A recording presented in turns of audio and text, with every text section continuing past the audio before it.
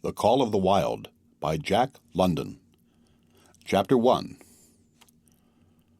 Into the primitive, old longing's nomadic leap, chafing at custom's chain, again from its brumal sleep, wakens the ferine strain.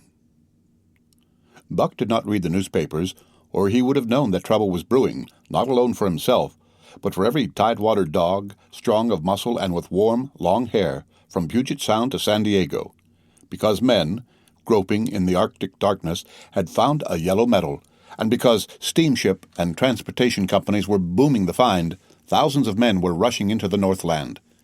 These men wanted dogs, and the dogs they wanted were heavy dogs, with strong muscles by which to toil and furry coats to protect them from the frost. Buck lived at a big house in the sun-kissed Santa Clara Valley. Judge Miller's place, it was called. It stood back from the road, half hidden among the trees, through which glimpses could be caught of the wide, cool veranda that ran around its four sides. The house was approached by gravelled driveways, which wound about through wide-spreading lawns and under the interlacing boughs of tall poplars. At the rear things were on an even more spacious scale than at the front. There were great stables where a dozen grooms and boys held forth, rows of vine-clad servants' cottages, an endless and orderly array of outhouses, long grape arbors, green pastures, orchards, and berry patches. Then there was the pumping plant for the artesian well and the big cement tank, where Judge Miller's boys took their morning plunge and kept cool in the hot afternoon. And over this great domain Buck ruled. Here he was born, and here he had lived the 4 years of his life. It was true there were other dogs. There could not but be other dogs on so vast a place, but they did not count. They came and went, resided in the populous kennels, or lived obscurely in the recesses of the house after the fashion of Toots, the Japanese pug, or Isabel, the Mexican hairless, strange creatures that rarely put nose out of doors or set foot to ground. On the other hand, there were the fox terriers, a score of them at least, who yelped fearful promises at Toots and Isabel looking out of the windows at them and protected by a legion of housemaids armed with brooms and mops. But Buck was neither house dog nor kennel dog. The whole realm was his. He plunged into the swimming tank or went hunting with the judge's sons. He escorted Molly and Alice, the judge's daughters, on long twilight or early morning rambles. On wintry nights he lay at the judge's feet before the roaring library fire. He carried the judge's grandsons on his back, or rolled them in the grass and guarded their footsteps through wild adventures down to the fountain in the stable yard, and even beyond, where the paddocks were and the berry patches. Among the terriers he stalked imperiously, and Toots and Isabel he utterly ignored, for he was king over all creeping, crawling, flying things of Judge Miller's place, humans included. His father, Elmo, a huge St. Bernard, had been the judge's inseparable companion, and Buck did fair to follow in the way of his father. He was not so large. He weighed only 140 pounds, for his mother, Shep, had been a Scotch shepherd dog. Nevertheless, 140 pounds, to which was added the dignity that comes of good living and universal respect, enabled him to carry himself in a right royal fashion. During the 4 years since his puppyhood he had lived the life of a sated aristocrat. He had a fine pride in himself, was even a trifle egotistical, as country gentlemen sometimes become because of their insular situation. But he had saved himself by not becoming a mere pampered house dog. Hunting and kindred outdoor delights had kept down the fat and hardened his muscles, and to him, as to the cold dubbing races, the love of water had been a tonic and a health preserver. And this was the manner of dog Buck was in the fall of 1897, when the Klondike strike dragged men from all the world into the frozen north. But Buck did not read the newspapers, and he did not know that Manuel, one of the gardener's helpers, was an undesirable acquaintance. Manuel had one besetting sin. He loved to play Chinese lottery. Also in his gambling he had one besetting weakness, faith in a system, and this made his damnation certain, for to play a system requires money, while the wages of a gardener's helper do not lap over the needs of a wife and numerous progeny. The judge was at a meeting of the Raisin Growers Association, and the boys were busy organizing an athletic club on the memorable night of Manuel's treachery. No one saw him and Buck go off through the orchard on what Buck imagined was merely a stroll, and with the exception of a solitary man, no one saw them arrive at the little flag station known as College Park. This man talked with Manuel, and money chinked between them. "You might wrap up the goods before you deliver 'em," the stranger said gruffly, and Manuel doubled a piece of stout rope around Buck's neck under the collar. twist it and you'll choke 'em plenty," said Manuel, and the stranger grunted a ready affirmative. Buck had accepted the rope with quiet dignity. To be sure, it was an unwanted performance, but he had learned to trust in men he knew and to give them credit for a wisdom that outreached his own. But when the ends of the rope were placed in the stranger's hands, he growled menacingly. He had merely intimated his displeasure in his pride, believing that to intimate was to command. But to his surprise, the rope tightened around his neck, shutting off his breath.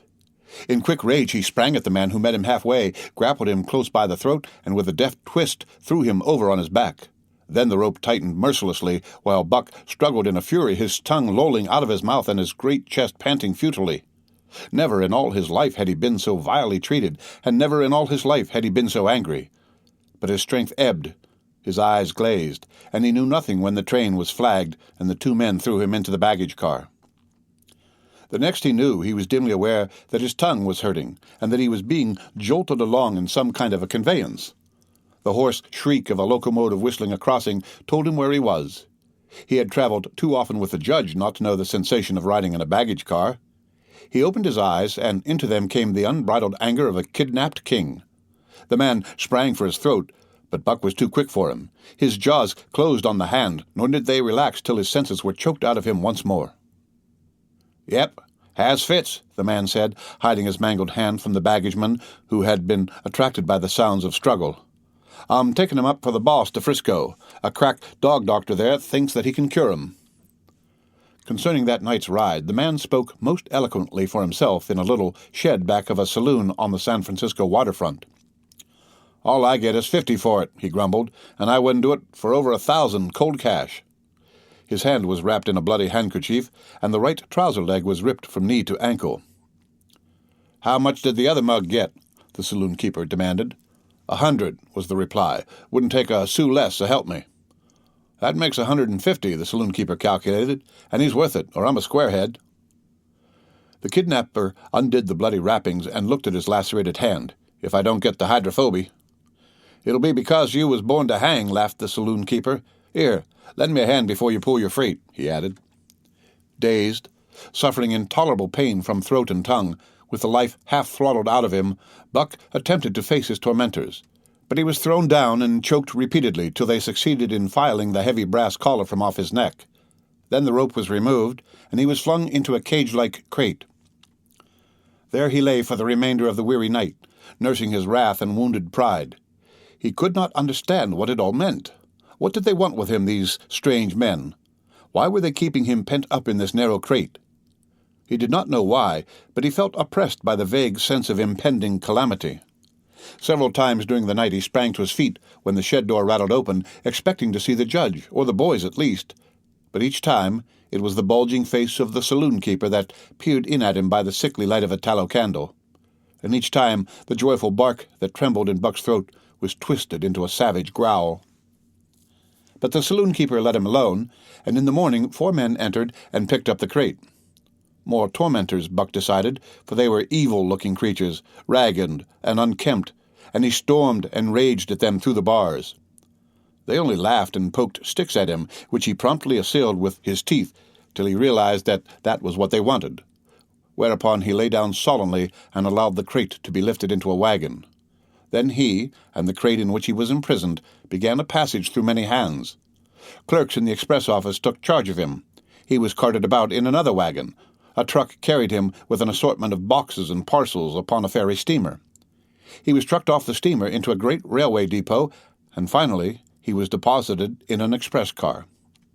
For 2 days and nights this express car was dragged along at the tail of shrieking locomotives, and for 2 days and nights Buck neither ate nor drank. In his anger he had met the first advances of the express messengers with growls, and they had retaliated by teasing him. When he flung himself against the bars, quivering and frothing, they laughed at him and taunted him. They growled and barked like detestable dogs, mewed and flapped their arms and crowed. It was all very silly, he knew, but therefore the more outrage to his dignity, and his anger waxed and waxed. He did not mind the hunger so much, but the lack of water caused him severe suffering and fanned his wrath to fever pitch. For that matter, high-strung and finely sensitive, the ill treatment had flung him into a fever, which was fed by the inflammation of his parched and swollen throat and tongue. He was glad for one thing. The rope was cut off his neck. That had given them an unfair advantage. But now that it was off, he would show them. They would never get another rope around his neck. Upon that he was resolved. For 2 days and nights he neither ate nor drank, and during those 2 days and nights of torment he accumulated a fund of wrath that boded ill for whoever first fell foul of him. His eyes turned bloodshot, and he was metamorphosed into a raging fiend. So changed was he that the judge himself would not have recognized him, and the express messengers breathed with relief when they bundled him off the train at Seattle. 4 men gingerly carried the crate from the wagon into a small, high-walled backyard. A stout man with a red sweater that sagged generously at the neck came out and signed the book for the driver. That was the man, Buck divined, the next tormentor, and he hurled himself savagely against the bars. The man smiled grimly and brought a hatchet and a club. "You ain't going to take him out now?" the driver asked. "Sure," the man replied, driving the hatchet into the crate for a pry. There was an instantaneous scattering of the 4 men who had carried it in, and from safe perches on top the wall they prepared to watch the performance. Buck rushed at the splintering wood, sinking his teeth into it, surging and wrestling with it. Wherever the hatchet fell on the outside, he was there on the inside, snarling and growling, as furiously anxious to get out as the man in the red sweater was calmly intent on getting him out. "Now, you red-eyed devil," he said, when he had made an opening sufficient for the passage of Buck's body. At the same time, he dropped the hatchet and shifted the club to his right hand. And Buck was truly a red-eyed devil as he drew himself together for the spring, hair bristling, mouth foaming, a mad glitter in his bloodshot eyes. Straight at the man he launched his 140 pounds of fury, surcharged with the pent passion of 2 days and nights. In mid-air, just as his jaws were about to close on the man, he received a shock that checked his body and brought his teeth together with an agonizing clip. He whirled over, fetching the ground on his back and side. He had never been struck by a club in his life and did not understand. With a snarl that was part bark and more scream, he was again on his feet and launched into the air, and again the shock came, and he was brought crushingly to the ground. This time he was aware that it was the club, but his madness knew no caution. 12 times he charged, and as often the club broke the charge and smashed him down. After a particularly fierce blow, he crawled to his feet, too dazed to rush. He staggered limply about, the blood flowing from nose and mouth and ears, his beautiful coat sprayed and flecked with bloody slaver. Then the man advanced and deliberately dealt him a frightful blow on the nose. All the pain he had endured was as nothing compared with the exquisite agony of this. With a roar that was almost lion-like in its ferocity, he again hurled himself at the man. But the man, shifting the club from right to left, coolly caught him by the underjaw, at the same time wrenching downward and backward. Buck described a complete circle in the air, and half of another, then crashed to the ground on his head and chest. For the last time he rushed, the man struck the shrewd blow he had purposely withheld for so long, and Buck crumpled up and went down, knocked utterly senseless. "He's no slouch at dog-breaking, that's what I say," one of the men on the wall cried enthusiastically.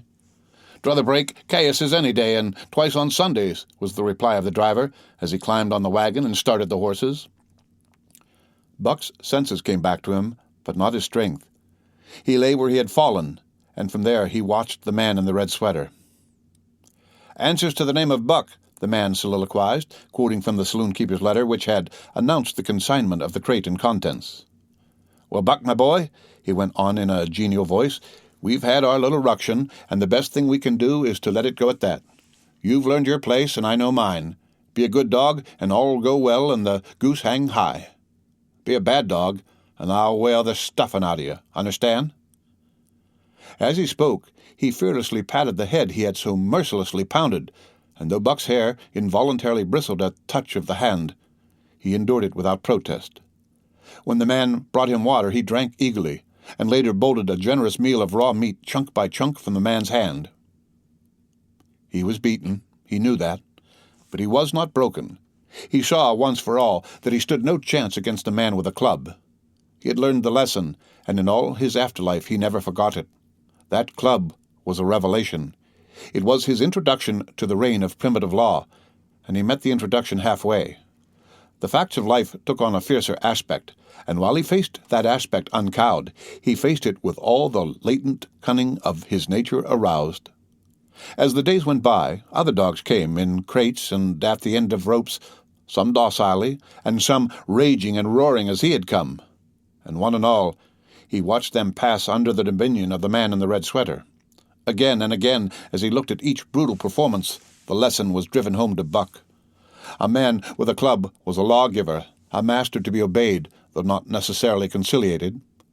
Of this last Buck was never guilty, though he did see beaten dogs that fawned upon the man and wagged their tails and licked his hand.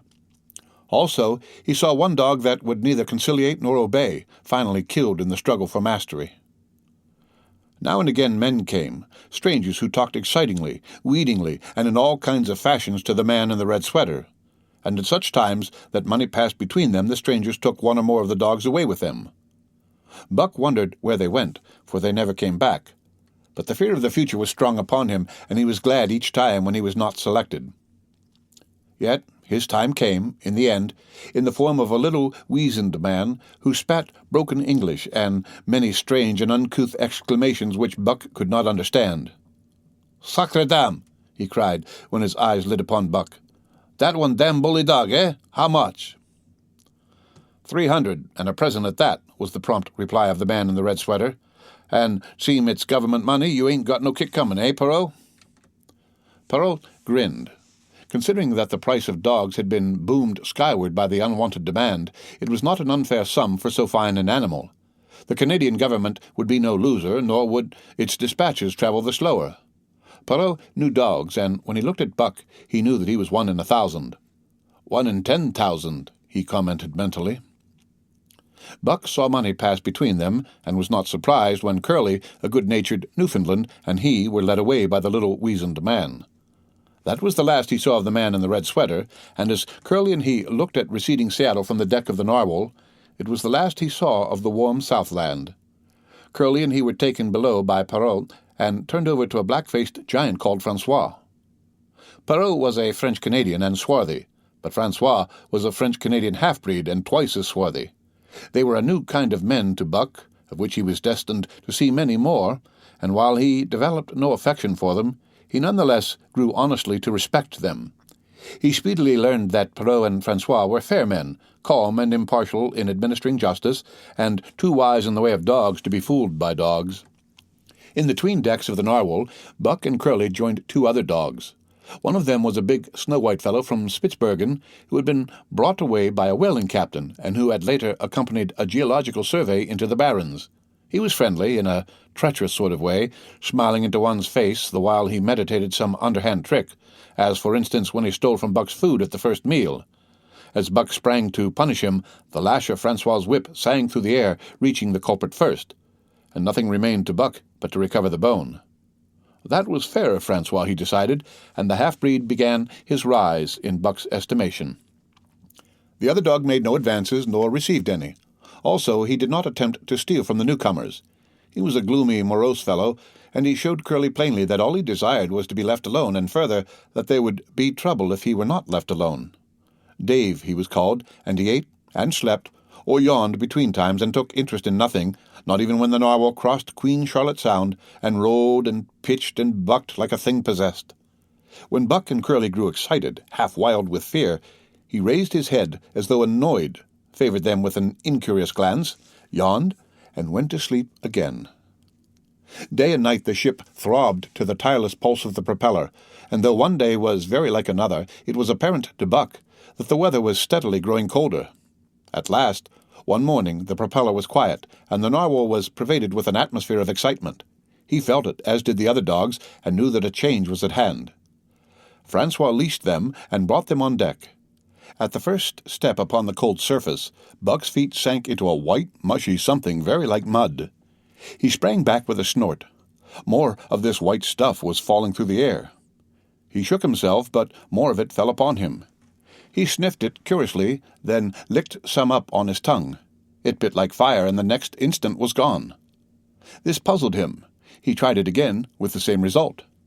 The onlookers laughed uproariously, and he felt ashamed. He knew not why, for it was his first snow. The end of Chapter 1 of The Call of the Wild by Jack London. Read by Rick Kistner for Lit to Go on the web at fcit.usf.edu.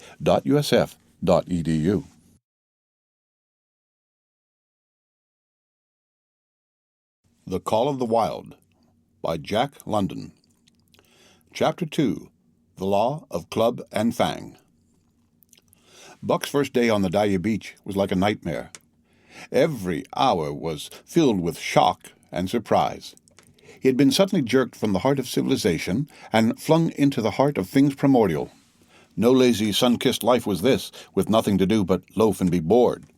Here was neither peace nor rest, nor a moment's safety. All was confusion and action, and every moment life and limb were in peril. There was imperative need to be constantly alert, for these dogs and men were not town dogs and men. They were savages, all of them, who knew no law but the law of club and fang. He had never seen dogs fight as these wolfish creatures fought, and his first experience taught him an unforgettable lesson. It is true it was a vicarious experience, else he would not have lived to profit by it. Curly was the victim. They were camped near the log store, where she, in her friendly way, made advances to a husky dog the size of a full-grown wolf, though not half so large as she. There was no warning, only a leap in like a flash, a metallic clip of teeth, a leap out equally swift, and Curly's face was ripped open from eye to jaw. It was the wolf manner of fighting, to strike and leap away, but there was more to it than this. 30 or 40 huskies ran to the spot and surrounded the combatants in an intent and silent circle. Buck did not comprehend that silent intentness, nor the eager way with which they were licking their chops. Curly rushed her antagonist, who struck again and leaped aside. He met her next rush with his chest, in a peculiar fashion that tumbled her off her feet. She never regained them. This was what the onlooking huskies had waited for. They closed in upon her, snarling and yelping, and she was buried, screaming with agony beneath the bristling mass of bodies. So sudden was it, and so unexpected, that Buck was taken aback. He saw Spitz run out his scarlet tongue in a way he had of laughing, and he saw Francois, swinging an axe, spring into the mess of dogs. 3 men with clubs were helping him to scatter them. It did not take long. 2 minutes from the time Curly went down, the last of her assailants were clubbed off. But she lay there, limp and lifeless, in the bloody, trampled snow, almost literally torn to pieces, the swart half-breed standing over her and cursing horribly. The scene often came back to Buck to trouble him in his sleep. So that was the way. No fair play. Once down, that was the end of you. Well, he would see to it that he never went down.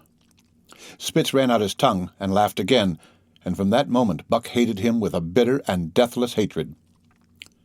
Before he had recovered from the shock caused by the tragic passing of Curly, he received another shock. Francois fastened upon him an arrangement of straps and buckles.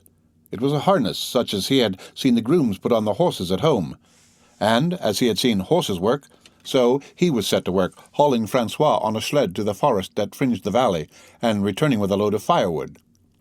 Though his dignity was sorely hurt by thus being made a draft animal, he was too wise to rebel. He buckled down with a will and did his best, though it was all new and strange. Francois was stern, demanding instant obedience, and by virtue of his whip, receiving instant obedience, while Dave, who was an experienced wheeler, nipped Buck's hindquarters whenever he was in error. Spitz was the leader, likewise experienced, and while he could not always get at Buck, he growled sharp reproof now and again, or cunningly threw his weight in the traces to jerk Buck into the way he should go. Buck learned easily, and under the combined tuition of his 2 mates and Francois, made remarkable progress. Ere they returned to camp, he knew enough to stop at hoe, to go ahead at mush, to swing wide on the bends, and to keep clear of the wheeler when the loaded sled shot downhill at their heels. 3 fair good dogs, Francois told Perrault. Dat Buck, him pull like hell. I teach him quick as anything. By afternoon, Perrault, who was in a hurry to be on the trail with his dispatches, returned with 2 more dogs. Billy and Joe, he called them, 2 brothers, and true huskies both. Sons of the one mother though they were as different as day and night. Billy's one fault was his excessive good nature, while Joe was the very opposite, sour and introspective, with a perpetual snarl and a malignant eye. Buck received them in comradely fashion. Dave ignored them, while Spitz proceeded to thrash first one and then the other. Billy wagged his tail appeasingly, turned to run when he saw that appeasement was of no avail, and cried, still appeasingly, when Spitz's sharp teeth scored his flank. But no matter how Spitz circled, Joe whirled around on his heels to face him, mane bristling, ears laid back, lips writhing and snarling, jaws clipping together as fast as he could snap, and eyes diabolically gleaming. The incarnation of belligerent fear. So terrible was his appearance that Spitz was forced to forego disciplining him, but to cover his own discomfiture, he turned upon the inoffensive and wailing Billy and drove him to the confines of the camp. By evening, Perrault secured another dog, an old husky, long and lean and gaunt, with a battle-scarred face and a single eye which flashed a warning of prowess that commanded respect. He was called Solex, which means the angry one. Like Dave, he asked nothing, gave nothing, expected nothing, and when he marched slowly and deliberately into their midst, even Spitz left him alone. He had one peculiarity which Buck was unlucky enough to discover. He did not like to be approached on his blind side. Of this offense Buck was unwittingly guilty, and the first knowledge he had of his indiscretion was when Solex whirled upon him and slashed his shoulder to the bone for 3 inches up and down. Forever after, Buck avoided his blind side, and to the last of their comradeship had no more trouble. His only apparent ambition, like Dave's, was to be left alone, though, as Buck was afterward to learn, each of them possessed one other and even more vital ambition. That night, Buck faced the great problem of sleeping. The tent, illumined by a candle, glowed warmly in the midst of the white plain, and when he, as a matter of course, entered it, both Perrault and Francois bombarded him with curses and cooking utensils till he recovered from his consternation and fled ignominiously into the outer cold. A chill wind was blowing that nipped him sharply and bit with especial venom into his wounded shoulder. He lay down on the snow and attempted to sleep, but the frost soon drove him shivering to his feet.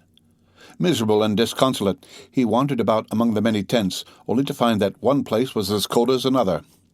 Here and there savage dogs rushed upon him, but he bristled his neck hair and snarled, for he was learning fast, and they let him go his way unmolested. Finally, an idea came to him. He would return and see how his own teammates were making out. To his astonishment, they had disappeared. Again he wandered about through the great camp looking for them, and again he returned. Were they in the tent? No, that could not be, else he would not have been driven out. Then where could they possibly be? With drooping tail and shivering body, very forlorn indeed, he aimlessly circled the tent. Suddenly the snow gave way beneath his forelegs, and he sank down. Something wriggled under his feet. He sprang back, bristling and snarling, fearful of the unseen and unknown. But a friendly little yelp reassured him, and he went back to investigate. A whiff of warm air ascended to his nostrils, and there, curled up under the snow in a snug ball, lay Billy. He whined placatingly, squirmed and wriggled to show his good will and intentions, and even ventured as a bribe for peace to lick Buck's face with his warm, wet tongue. Another lesson. So that was the way they did it, huh? Buck confidently selected a spot, and, with much fuss and waste effort, proceeded to dig a hole for himself. In a trice, the heat from his body filled the confined space, and he was asleep. The day had been long and arduous, and he slept soundly and comfortably, though he growled and barked and wrestled with bad dreams. Nor did he open his eyes till roused by the noises of the waking camp. At first he did not know where he was. It had snowed during the night, and he was completely buried. The snow walls pressed him on every side, and a great surge of fear swept through him, the fear of the wild thing for the trap. It was a token that he was harking back through his own life to the lives of his forebears, for he was a civilized dog, an unduly civilized dog, and of his own experience knew no trap, and so could not of himself fear it. The muscles of his whole body contracted spasmodically and instinctively. The hair on his neck and shoulder stood on end, and with a ferocious snarl he bounded straight up into the blinding day, the snow flying about him in a flashing cloud. Ere he landed on his feet, he saw the white camp spread out before him, and knew where he was, and remembered all that had passed from the time he went for a stroll with Manuel to the hole he had dug for himself the night before. A shout from Francois hailed his appearance. "What I say?" the dog-driver cried to Perrault. "Dat Buck for sure learn quick as anything." Perrault nodded gravely. As courier for the Canadian government, bearing important dispatches, he was anxious to secure the best dogs, and he was particularly gladdened by the possession of Buck. 3 more huskies were added to the team inside an hour, making a total of 9, and before another quarter of an hour had passed, they were in harness and swinging up the trail toward the Dye Canyon. Buck was glad to be gone, and though the work was hard, he found he did not particularly despise it. He was surprised at the eagerness which animated the whole team and which was communicated to him, but, still more surprising, was the change wrought in Dave and Sol-leks. They were new dogs utterly transformed by the harness. All passive and unconcern had dropped from them. They were alert and active, anxious that the work should go well, and fiercely irritable with whatever, by delay or confusion, retarded that work. The toil of the traces seemed the supreme expression of their being, and all that they lived for, and the only thing in which they took delight. Dave was wheeler, or sled dog. Pulling in front of him was Buck, then came Sol-leks. The rest of the team was strung out ahead, single file to the leader, which position was filled by Spitz. Buck had been purposely placed between Dave and Sol-leks so that he might receive instruction. Apt scholar that he was, they were equally apt teachers, never allowing him to linger long in error, and enforcing their teaching with their sharp teeth. Dave was fair and very wise. He never nipped Buck without cause, and he never failed to nip him when he stood in need of it. As Francois's whip backed him up, Buck found it to be cheaper to mend his ways than to retaliate.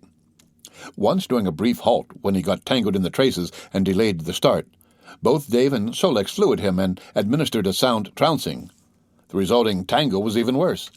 But Buck took good care to keep the traces clear thereafter, and ere the day was done, so well had he mastered his work, his mates about ceased nagging him.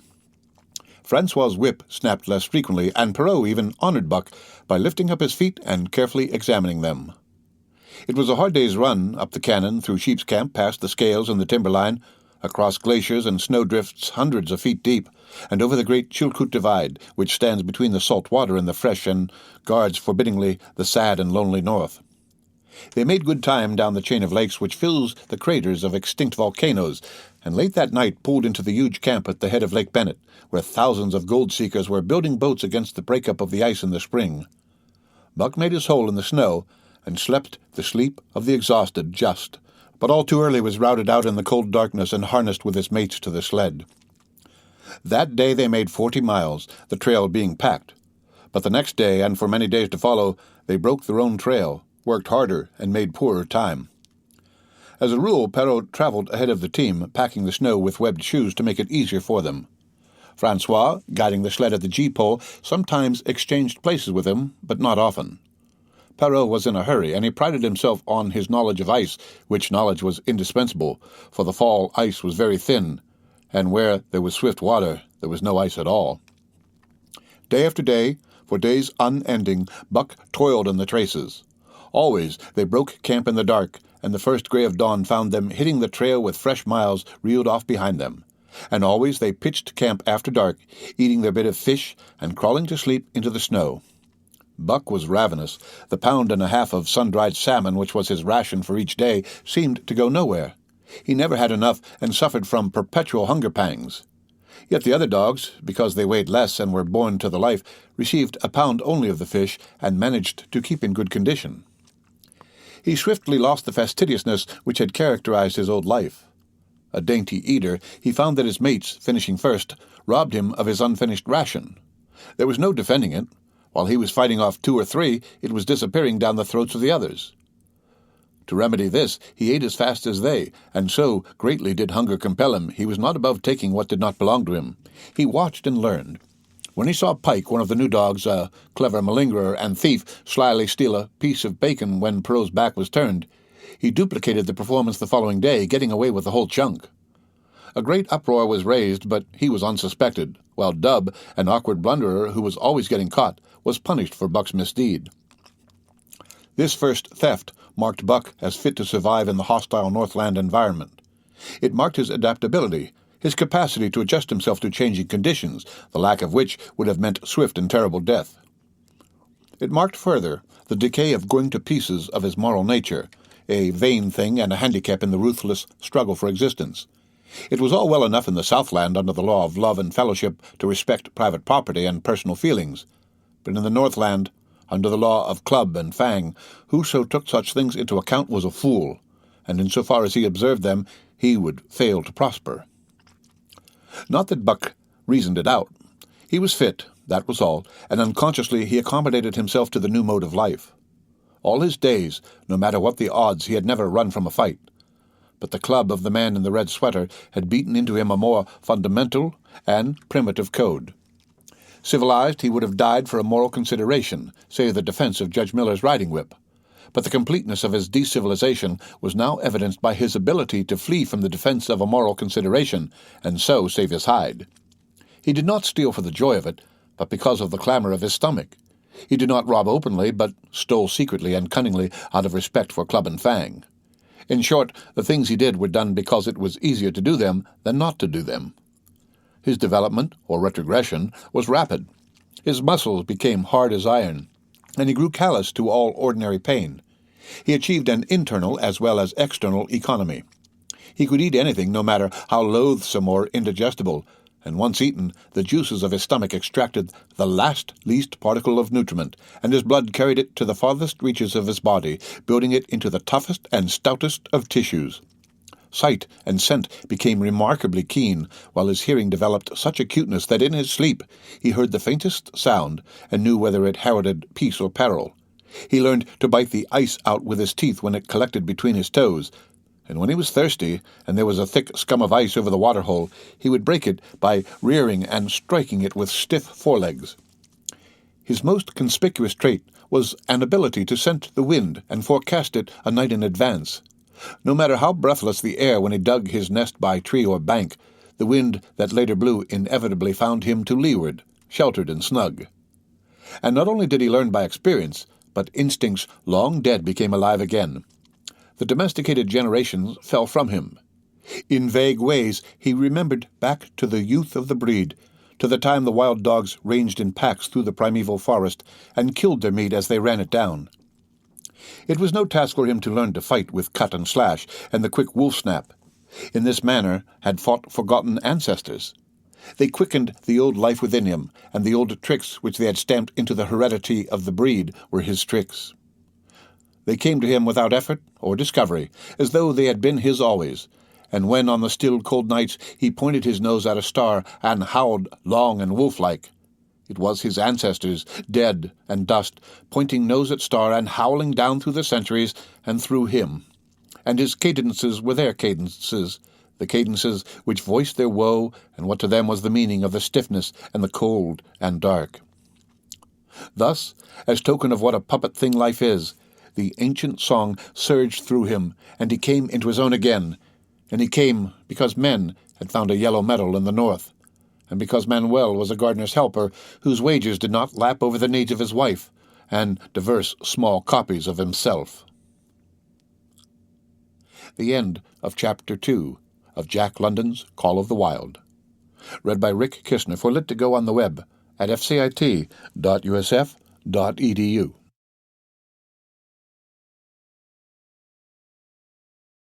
The Call of the Wild by Jack London. Chapter 3. The Dominant Primordial Beast. The dominant primordial beast was strong in Buck, and under the fierce conditions of trail life it grew and grew. Yet it was a secret growth. His newborn cunning gave him poise and control. He was too busy adjusting himself to the new life to feel at ease, and not only did he not pick fights, but he avoided them whenever possible. A certain deliberateness characterized his attitude. He was not prone to rashness and precipitate action, and in the bitter hatred between him and Spitz he betrayed no impatience, shunned all offensive acts. On the other hand, possibly because he divined in Buck a dangerous rival, Spitz never lost an opportunity of showing his teeth. He even went out of his way to bully Buck, striving constantly to start the fight which would only end in the death of one or the other. Early in the trip this might have taken place had it not been for an unwanted accident. At the end of this day they made a bleak and miserable camp on the shore of Lake Le Barge. Driving snow, a wind that cut like a white-hot knife, and darkness had forced them to grope for a camping place. They could hardly have fared worse. At their backs rose a perpendicular wall of rock, and Perrault and Francois were compelled to make their fire and spread their sleeping robes on the ice of the lake itself. The tent they had discarded at Dieppe in order to travel light.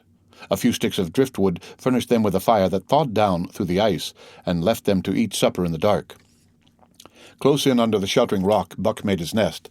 So snug and warm was it that he was loath to leave it when Francois distributed the fish which he had first thawed over the fire.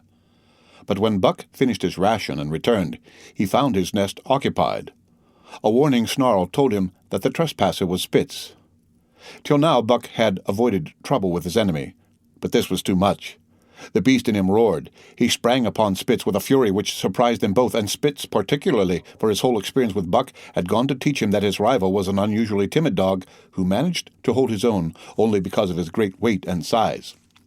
Francois was surprised, too, when they shot out in a tangle from the disrupted nest, and he divined the cause of the trouble. "Ah!" he cried to Buck. "Give it to him! By God, give it to him, the dirty thief!" Spitz was equally willing. He was crying with sheer rage and eagerness as he circled back and forth for a chance to spring in. Buck was no less eager and no less cautious as he likewise circled back and forth for the advantage. But it was then that the unexpected happened, the thing which projected their struggle for supremacy far into the future, past many a weary mile of trail and toil. An oath from Perrault, the resounding impact of a club upon a bony frame, and a shrill yelp of pain heralded the breaking forth of pandemonium. The camp was suddenly discovered to be alive with skulking furry forms, starving huskies, 4 or 5 score of them, who had scented the camp from some Indian village. They had crept in while Buck and Spitz were fighting, and when the 2 men sprang among them with stout clubs, they showed their teeth and fought back. They were crazed by the smell of the food. Perrault found one with head buried in the grub box. His club landed heavily on the gaunt ribs, and the grub box was capsized on the ground. On the instant, a score of the famished brutes were scrambling for the bread and bacon. The clubs fell upon them unheeded. They yelped and howled under the rain of blows, but struggled none the less madly till the last crumb had been devoured. In the meantime, the astonished team dogs had burst out of their nests, only to be set upon by the fierce invaders. Never had Buck seen such dogs. It seemed as though their bones would burst through their skins. They were mere skeletons, draped loosely in draggled hides with blazing eyes and slavered fangs. But the hunger madness made them terrifying, irresistible. There was no opposing them. The team dogs were swept back against the cliff at the first onset. Buck was beset by 3 huskies, and in a trice his head and shoulders were ripped and slashed.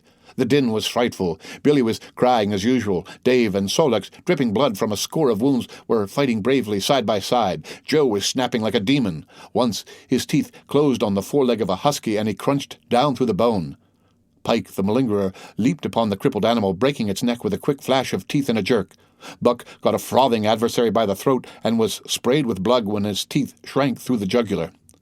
The warm taste of it in his mouth goaded him to greater fierceness. He flung himself upon another, and at the same time felt teeth sink into his own throat.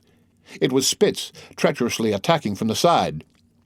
Perrault and Francois, having cleaned out their part of the camp, hurried to save their sled dogs.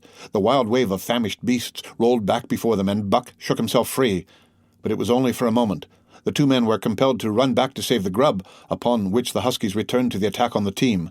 Billy, terrified into bravery, sprang through the savage circle and fled away over the ice. Pike and Dub followed on his heels with the rest of the team behind. As Buck drew himself together to spring after them, out of the tail of his eye he saw Spitz rush upon him with the evident intention of overthrowing him. Once off his feet, and under that mass of huskies, there was no hope for him. But he braced himself to the shock of Spitz's charge, then joined the flight out on the lake. Later the 9 team dogs gathered together and sought shelter in the forest. Though unpursued, they were in a sorry plight. There was not one who was not wounded in 4 or 5 places, while some were wounded grievously. Dub was badly injured in a hind leg. Dolly, the last husky added to the team at Daya, had a badly torn throat. Joe had lost an eye, while Billy, the good-natured, with an ear chewed and rent to ribbons, cried and whimpered throughout the night. At daybreak they limped warily back to camp to find the marauders gone and the 2 men in bad tempers. Fully half their grub supply was gone. The huskies had chewed through the sled lashings and canvas coverings. In fact, nothing, no matter how remotely eatable, had escaped them. They had eaten a pair of Perrault's moose-hide moccasins, chunks out of the leather traces, and even 2 feet of lash from the end of Francois's whip. He broke from a mournful contemplation of it to look over his wounded dogs. "Ah, my friends," he said softly, "maybe it make you mad dog. Those many bites, maybe all mad dog, sacre dame. What you think, Perrault?" The courier shook his head dubiously. With 400 miles of trail still between him and Dawson, he could ill afford to have madness break out among his dogs. 2 hours of cursing and exertion got the harnesses into shape, and the wound-stiffened team was under way, struggling painfully over the hardest part of the trail they had yet encountered, and for that matter the hardest between them and Dawson. The 30-mile river was wide open. Its wild water defied the frost, and it was in the eddies only and in the quiet places that the ice held it all. 6 days of exhausting toil were required to cover those 30 terrible miles, and terrible they were, for every foot of them was accomplished at the risk of life to dog and man. A dozen times Perrault, nosing the way, broke through the ice bridges, being saved by the long pole he carried, which he held so that it fell each time across the hole made by his body. But a cold snap was on, the thermometer registering 50 below zero, and each time he broke through, he was compelled for very life to build a fire and dry his garments. Nothing daunted him. It was because nothing daunted him that he had been chosen for government courier. He took all manner of risks, resolutely thrusting his little weazened face into the frost and struggling on from dim dawn to dark. He skirted the frowning shores on rim ice that bent and crackled underfoot and upon which they dared not halt. Once the sled broke through with Dave and Buck, and they were half frozen and all but drowned by the time they were dragged out. The usual fire was necessary to save them. They were coated solidly with ice, and the 2 men kept them on the run around the fire, sweating and thawing so close that they were singed by the flames. At another time, Spitz went through, dragging the whole team after him up to Buck, who strained backward with all his strength, his forepaws on the slippery edge and the ice quivering and snapping all around. But behind him was Dave, likewise straining backward, and behind the sled was Francois, pulling till his tendons cracked. Again, the rim ice broke away before and behind, and there was no escape except up the cliff. Perrault scaled it by a miracle, while Francois prayed for just that miracle, and with every thong and sled lashing and the last bit of harness rove into a long rope, the dogs were hoisted one by one to the cliff crest. Francois came up last after the sled and load. Then came the search for a place to descend, which descent was ultimately made by the aid of the rope, and night found them back on the river with a quarter of a mile to the day's credit. By the time they made the Hootalinqua and good ice, Buck was played out. The rest of the dogs were in like condition, but Perrault, to make up lost time, pushed them late and early. The first day they covered 35 miles to the Big Salmon, the next day 35 more to the Little Salmon, the third day 40 miles, which brought them well up toward the Five Fingers. Buck's feet were not so compact and hard as the feet of the huskies. His had softened during the many generations since the day his last wild ancestor was tamed by a cave-dweller or riverman. All day long he limped in agony, and, camp once made, lay down like a dead dog. Hungry as he was, he would not move to receive his ration of fish, which Francois had to bring to him. Also, the dog-driver rubbed Buck's feet for half an hour each night after supper, and sacrificed the tops of his own moccasins to make 4 moccasins for Buck. This was a great relief, and Buck caused even the weazened face of Perrault to twist itself into a grin one morning, when Francois forgot the moccasins, and Buck lay on his back, his 4 feet waving appealingly in the air, and refused to budge without them. Later his feet grew hard to the trail, and the worn-out footgear was thrown away. At the Pelly one morning, as they were harnessing up, Dolly, who had never been conspicuous for anything, went suddenly mad. She announced her condition by a long, heart-breaking wolf howl that sent every dog bristling with fear, then sprang straight for Buck. He had never seen a dog go mad, nor did he have any reason to fear madness. Yet he knew that here was horror, and fled away from it in a panic. Straightway he raced, with Dolly panting and frothing one leap behind. Nor could she gain on him, so great was his terror, nor could he leave her, so great was her madness. He plunged through the wooded breast of the island, flew down to the lower end, crossed a back channel filled with rough ice to another island, gained a third island, curved back to the main river, and in desperation started to cross it. And all the time, though he did not look, he could hear her snarling just one leap behind. Francois called to him a quarter of a mile away, and he doubled back, still one leap ahead, gasping painfully for air, and putting all his faith in that Francois would save him. The dog-driver held the axe poised in one hand, and as Buck shot past him, the axe crashed down upon Mad Dolly's head. Buck staggered over against the sled, exhausted, sobbing for breath, helpless. This was Spitz's opportunity. He sprang upon Buck, and twice his teeth sank into his unresisting foe, and ripped and tore the flesh to the bone. Then Francois's lash descended, and Buck had the satisfaction of watching Spitz receive the worst whipping as yet administered to any of the teams. "One devil, that Spitz," remarked Perrault. "Some damn day he'm kill that Buck." "Dat Buck 2 devils," was Francois's rejoinder. "All the time I watch that Buck, I know for sure. Listen, Some damn fine day, him get mad like hell, and then him chew that Spitz all up and speed him out on the snow. Sure I know. From then on, it was war between them. Spitz, as lead dog, and acknowledged master of the team, felt his supremacy threatened by this strange Southland dog. And strange Buck was to him, for of the many Southland dogs he had known, not one had shown up worthily in camp and on trail. They were all too soft, dying under the toil, the frost, and starvation. Buck was the exception.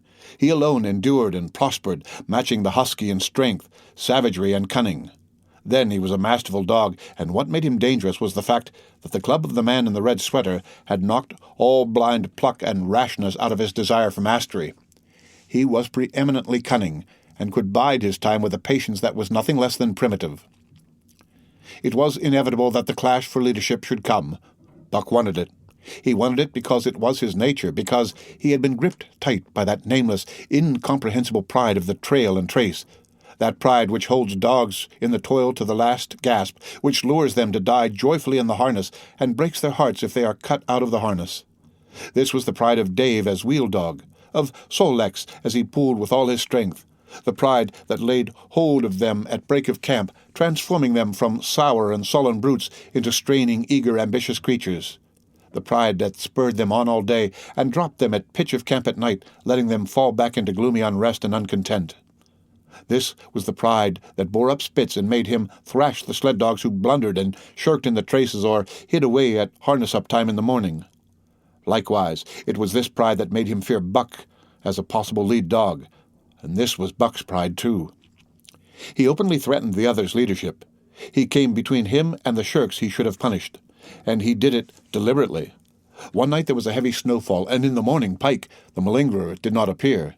He was securely hidden in his nest under a foot of snow. Francois called him and sought him in vain. Spitz was wild with wrath. He raged through the camp, smelling and digging in every likely place, snarling so frightfully that Pike heard and shivered in his hiding place. But when he was at last unearthed, and Spitz flew at him to punish him, Buck flew with equal rage in between. So unexpected was it, and so shrewdly managed, that Spitz was hurled backward and off his feet. Pike, who had been trembling abjectly, took heart at this open mutiny, and sprang upon his overthrown leader.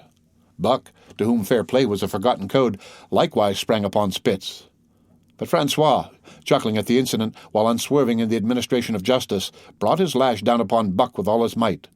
This failed to drive Buck from his prostrate rival, and the butt of the whip was brought into play. Half stunned by the blow, Buck was knocked backward, and the lash laid upon him again and again, while Spitz soundly punished the many times offending Pike. In the days that followed, as Dawson grew closer and closer, Buck still continued to interfere between Spitz and the culprits, but he did it craftily when Francois was not around. With the covert mutiny of Buck, a general insubordination sprang up and increased. Dave and Sol-leks were unaffected, but the rest of the team went from bad to worse. Things no longer went right. There was continual bickering and jangling. Trouble was always afoot, and at the bottom of it was Buck. He kept Francois busy, for the dog-driver was in constant apprehension of the life-and-death struggle between the two, which he knew must take place sooner or later. And on more than one night, the sounds of quarreling and strife among the other dogs turned him out of his sleeping robe, fearful that Buck and Spitz were at it.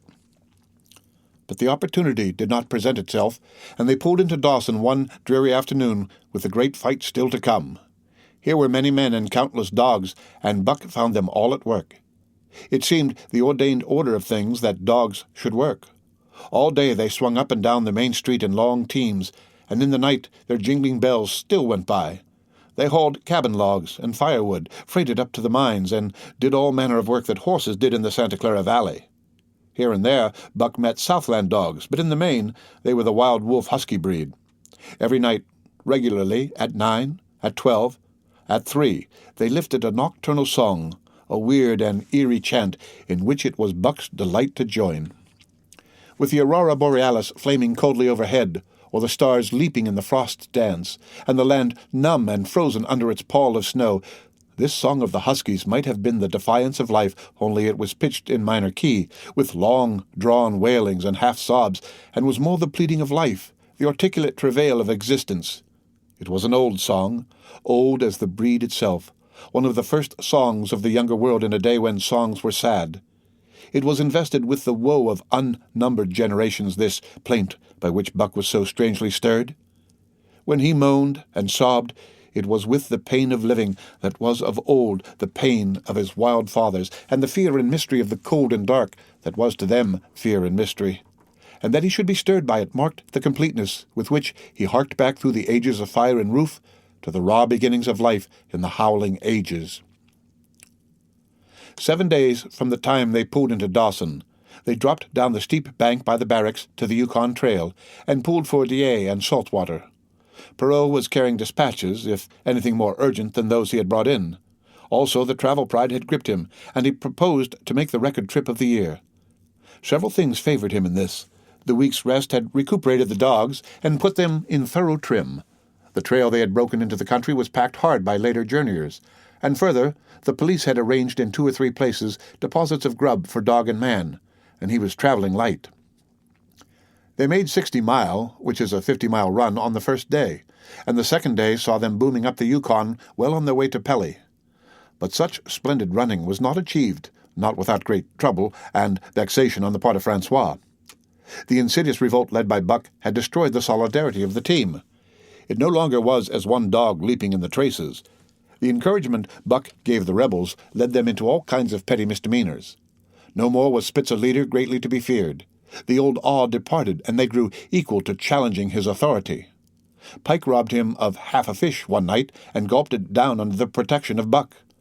Another night Dub and Joe fought Spitz and made him forego the punishment they deserved. And even Billy, the good-natured, was less good-natured and whined not half so placatingly as in former days. Buck never came near Spitz without snarling and bristling menacingly. In fact, his conduct approached that of a bully, and he was given to swaggering up and down before Spitz's very nose. The breaking down of discipline likewise affected the dogs in their relations with one another. They quarreled and bickered more than ever among themselves, till at times the camp was a howling bedlam. Dave and Solex alone were unaltered, though they were made irritable by the unending squabbling. Francois swore strange barbarous oaths, and stamped the snow in futile rage, and tore his hair. His lash was always singing among the dogs, but it was of small avail. Directly his back was turned, they were at it again. He backed up Spitz with his whip, while Buck backed up the remainder of the team. Francois knew he was behind all the trouble, and Buck knew he knew. But Buck was too clever ever again to be caught red-handed. He worked faithfully in the harness, for the toil had become a delight to him. Yet it was a greater delight slyly to precipitate a fight amongst his mates and tangle the traces. At the mouth of the Tahkeena, one night after supper, Dub turned up a snowshoe rabbit, blundered it, and missed. In a second, the whole team was in full cry. 100 yards away was a camp of the Northwest Police, with 50 dogs, huskies all, who joined the chase. The rabbit sped down the river, turned off into a small creek, up the frozen bed of which it held steadily. It ran lightly on the surface of the snow, while the dogs plowed through by main strength. Buck led the pack 60 strong around bend after bend, but he could not gain. He lay down low to the race, whining eagerly, his splendid body flashing forward, leap by leap, in the wan, white moonlight. And leap by leap, like some pale frost wraith, the snowshoe rabbit flashed on ahead. All that stirring of old instincts, which at stated periods drives men out from the sounding cities to forest and plain to kill things by chemically propelled leaden pellets, the bloodlust, the joy to kill, all this was Buck's, only it was infinitely more intimate. He was ranging at the head of the pack, running the wild thing down, the living meat, to kill with his own teeth and wash his muzzle to the eyes in warm blood. There is an ecstasy that marks the summit of life, and beyond which life cannot rise, and such is the paradox of living. This ecstasy comes when one is most alive, and it comes as a complete forgetfulness that one is alive. This ecstasy, this forgetfulness of living, comes to the artist, caught up and out of himself in a sheet of flame. It comes to the soldier, war-mad on a stricken field and refusing quarter. And it came to Buck, leading the pack, sounding the old wolf cry, straining after the food that was alive and that fled swiftly before him through the moonlight. He was sounding the deeps of his nature, and of the parts of his nature that were deeper than he, going back into the womb of time. He was mastered by the sheer surging of life, the tidal wave of being, the perfect joy of each separate muscle, joint, and sinew, and that it was everything that was not death, that it was aglow and rampant, expressing itself in movement, flying exultantly under the stars and over the face of dead matter that did not move. But Spitz, cold and calculating even in his supreme moods, left the pack and cut across a narrow neck of land where the creek made a long bend around. Buck did not know of this, and as he rounded the bend, the frost wraith of a rabbit still flitting before him, he saw another and larger frost wraith leap from the overhanging bank into the immediate path of the rabbit. It was Spitz. The rabbit could not turn, and as the white teeth broke its back in mid-air, it shrieked as loudly as a stricken man may shriek. At sound of this, the cry of life plunging down from life's apex in the grip of death, the fall pack at Buck's heels raised a hell's chorus of delight. Buck did not cry out. He did not check himself, but drove in upon Spitz, shoulder to shoulder, so hard that he missed the throat. They rolled over and over in the powdery snow. Spitz gained his feet almost as though he had not been overthrown, slashing Buck down the shoulder and leaping clear. Twice his teeth clipped together like the steel jaws of a trap as he backed away for better footing, with lean and lifting lips that writhed and snarled. In a flash, Buck knew it. The time had come. It was to the death. As they circled about, snarling, ears laid back, keenly watchful for the advantage, the scene came to Buck with a sense of familiarity. He seemed to remember it all, the white woods, and earth, and moonlight, and the thrill of battle. Over the whiteness and silence brooded a ghostly calm. There was not the faintest whisper of air. Nothing moved, not a leaf quivered. The visible breaths of the dogs rising slowly and lingering in the frosty air. They had made short work of the snowshoe rabbit, these dogs that were ill-tamed wolves, and they were now drawn up in an expectant circle. They too were silent, their eyes only gleaming, and their breaths drifting slowly upward. To Buck it was nothing new or strange, this scene of old time. It was as though it had always been the wonted way of things. Spitz was a practised fighter. From Spitzbergen, through the Arctic, and across Canada and the Barrens, he had held his own with all manner of dogs and achieved to mastery over them. Bitter rage was his, but never blind rage. In passion to rend and destroy, he never forgot that his enemy was in like passion to rend and destroy. He never rushed till he was prepared to receive a rush, never attacked till he had first defended that attack. In vain Buck strove to sink his teeth in the neck of the big white dog. Wherever his fangs struck for the softer flesh, they were countered by the fangs of Spitz. Fang clashed fang, and lips were cut and bleeding, but Buck could not penetrate his enemy's guard. Then he warmed up and enveloped Spitz in a whirlwind of rushes. Time and again he tried for the snow-white throat where life bubbled near to the surface, and each time and every time Spitz slashed him and got away. Then Buck took to rushing as though for the throat, when suddenly, drawing back his head and curving in from the side, he would drive his shoulder at the shoulder of Spitz as a ram by which to overthrow him. But instead, Buck's shoulder was slashed down each time as Spitz leaped lightly away. Spitz was untouched, while Buck was streaming with blood and panting hard. The fight was growing desperate, and all the while the silent and wolfish circle waited to finish off whichever dog went down. As Buck grew winded, Spitz took to rushing, and he kept him staggering for footing. Once Buck went over, and the whole circle of 60 dogs started up, but he recovered himself almost in mid-air, and the circle sank down again and waited. But Buck possessed a quality that made for greatness, imagination. He fought by instinct, but he could fight by head as well. He rushed as though attempting the old shoulder trick, but at the last instant swept low to the snow and in. His teeth closed on Spitz's left foreleg. There was a crunch of breaking bone, and the white dog faced him on 3 legs. Thrice he tried to knock him over, then repeated the trick and broke the right foreleg. Despite the pain and helplessness, Spitz struggled madly to keep up. He saw the silent circle with gleaming eyes, lolling tongues, and silvery breaths drifting upward, closing in upon him as he had seen similar circles close in upon beaten antagonists in the past. Only this time, he was the one who was beaten. There was no hope for him. Buck was inexorable. Mercy was a thing reserved for gentler climbs. He maneuvered for the final rush. The circle had tightened till he could feel the breaths of the huskies on his flanks. He could see them beyond Spitz and to either side, half crouching for the spring, their eyes fixed upon him. A pause seemed to fall. Every animal was motionless as though turned to stone. Only Spitz quivered and bristled as he staggered back and forth, snarling with horrible menace as though to frighten off impending death. Then Buck sprang in and out. But while he was in, shoulder had at last squarely met shoulder. The dark circle became a dot on the moon-flooded snow as Spitz disappeared from view. Buck stood and looked on, the successful champion, the dominant primordial beast who had made his kill and found it good. The end of Chapter 3 of Jack London's The Call of the Wild. Read by Rick Kistner for Lit2Go. On the web at fcit.usf.edu.